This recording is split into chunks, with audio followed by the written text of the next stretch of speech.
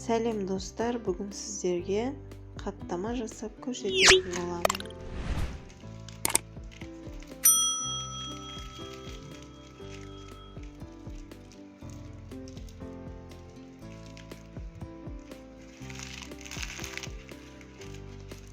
Осындай слоеный, қытырлақ болып шығады. Ең алдымен біз қажетті затымызды дайындап аламыз. Бізге ұн, су және тұз қажет болады. Басқа артық еш нәрсе қажет жоқ. Енді суымыз бен тұзымызды араластырып аламыз. Жұмсақ қамыр илейміз. Осы қамырдан бізде 2 зуала шықты. Әр зуаланы бөлек-бөлек өте жұқа қылып жайып аламыз. Барынша жұқа қылып жайғанымыз дұрыс, себебі қатпарлы болып шығады.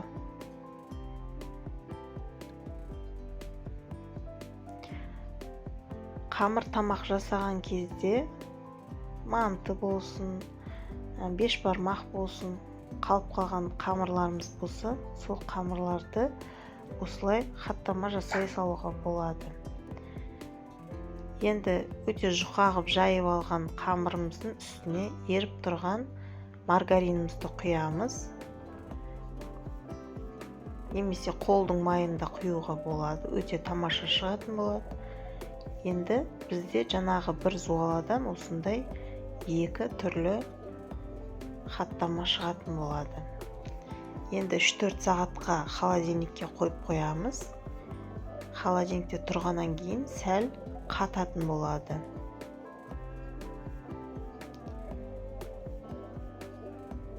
Осылай шығады. Енді біз қызып тұрған табамызда 2 жағын қызарғанша пісіріп аламыз. Өте баяу отта.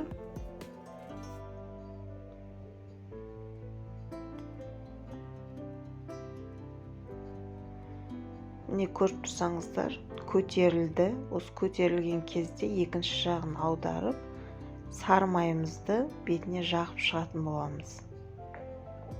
Осылай 2 жағы қызарғанша пісіріп аламыз.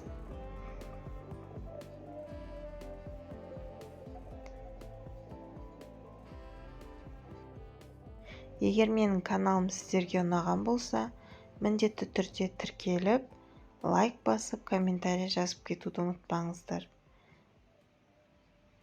Менің каналымнан неше түрлі тәттілердің рецептісін көре аласыздар. Ас болсын, сіздермен болған Айдана.